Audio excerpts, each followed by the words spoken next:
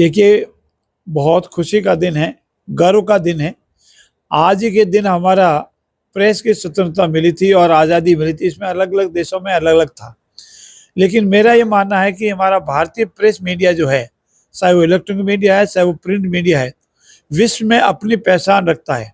अपने लेखनी के माध्यम से, अपने वक्तव्य के माध्यम से और अपने द्वारा कलेक्ट किए गए समाचारों के माध्यम से। हिंदुस्तान में जो अंतिम श्रेणी में बैठा है, उसकी बात अगर कोई जग जाहिर करता है तो मेरा प्रेस और वो प्रिंट मीडिया और इलेक्ट्रॉनिक मीडिया करता है। आम जन की कोई बात है, संविधान से संबंधित किसी अधिकारों पर हनन होता है, उसकी कोई बात है, कार्यपालिका हो, न्यायपालिका हो या विधायिका हो, इनके संबंधों की बात हो, हर तरह से हमारा भारतीय मीडिया जो है वो पूरी तरह से सजग है, निर्भीक है और पूर्ण रूप से निर्भीकता से अपनी बात करता है। उसके लिए आज अंतर्राष्ट्रीय प्रेस दिवस के उनको बहुत बहुत हार्दिक बधाई। और इसी तरह जनता की आवाज़, आम जन की आवाज़ प्रेस मीडिया बनता रहे। जैसा कल मेरे साथी विधायक और मंत्रिपरिषद के साथी आदरणीय के विश्नोई ने इसका स्पष्टीकरण दिया है, उसके बाद कोई विषय रहता ही नहीं। और उनके वक्तव्य के बाद इस तरह से आरोप लगाना पूर्ण रूप से बेबुनियाद व झूठे है। और जिस तरह से कागज उन्होंने मीडिया के सामने बतलाए, जिन पर किसी के हस्ताक्षर नहीं है और जिनके मार्फत कागज देना बतलाया, उन्होंने मना कर दिया कि ऐसा कोई कागज मैंने इनको नहीं दिया अनुसंधान के दौरान।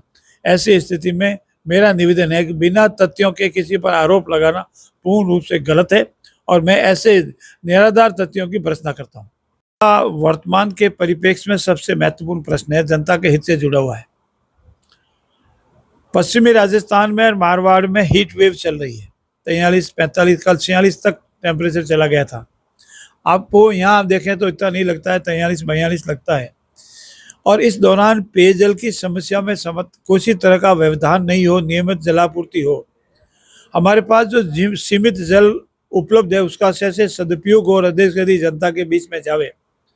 और जो कंटीजेंसी प्लान आदरणीय यशस्वी मुख्यमंत्री भजनलाल के निर्देश के आधार पर बने, और जैसे कि कलेक्टर ने भी, सभी कलेक्टर को निर्देश दिए गए हैं कि पूरी तरह से विभाग और जिला प्रशासन सतर्क रहे कि कहीं कोई पेयजल की समस्या नहीं हो। हम लोग भी सब सतर्क हैं, अनेक शिकायतें आती हैं, उनका समाधान करते हैं। और मुझे पूर्ण विश्वास है कि हीट वेव और ये गर्मी का सीजन जनता में पेयजल पशु पक्षी के लिए, जानवर के लिए, सभी के लिए सुलभ उपलब्ध होगा। जितनी मांग है उतना पेयजल उपलब्ध कराएंगे, किसी को तकलीफ नहीं होने देंगे। ऐसा कुछ सच है? ये 100% सत्य है।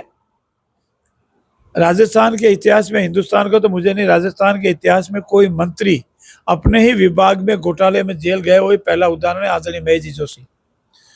और जैसा बार बार मीडिया की मार्फत, सरकार की मार्फत, अन्य तथ्यों की मार्फत जो खबरें आ रही है, इतना बड़ा घोटाला शायद आज दिन तक कहीं नहीं हुआ, और वो भी पेयजल के संबंध में, और वो भी जेजेएम के। इसीलिए इसकी पूरी परतें खुलने दो, जांच हो रही है। बहुत बड़ा घोटाला है। मंत्री जी खुद गिरफ्तार हुए हैं, अनेक अधिकारी गिरफ्तार हुए हैं, सस्पेंड हुए हैं। और 55 करोड़ का तो स्वीकृत रूप से घोटाला वो स्वीकार कर रहे हैं कि टेंडर से पहले ही 55 करोड़ का भुगतान कर दिया। घटिया पाइप लगाना, निर्धारित डिप्थ में पाइप नहीं लगाना, टूटी नहीं लगाना, घटिया किस्म के पाइप खरीदना, जितनी लेंथ है उसे अधिक लेंथ बता देना, ऐसे अनेक घोटाले हुए हैं जिसकी जांच चल रही है। और राजस्थान का सबसे बड़ा घोटाला ये जेजेएम घोटाला साबित होगा। मेरा मानना है कि किसी भी सरकार में सरकार का मुखिया उसके लिए सब जिम्मेवार होता है। और तत्कालीन सरकार, कांग्रेस सरकार में उसका मुखिया जिनका आज जन्मदिन है, उनको मैंने बधाई दी है और मैं आपकी मार्फत उनको बधाई देता हूँ। जन्मदिन की उनको खूब खूब बधाई। अगर उनके नॉलेज में नहीं इतना बड़ा घोटाला हुआ तो भी बहुत गलत है कि एक मुख्यमंत्री की नॉलेज में नहीं हो और उसके विभाग में इतना बड़ा घोटाला हो जावे, या उनका नॉलेज में है और उन्होंने ऐसा घोटाला होने दिया। दोनों ही तरह से तत्कालीन मुख्यमंत्री स्वयं भी इसके लिए जिम्मेवार है, ऐसा मेरा मानना है।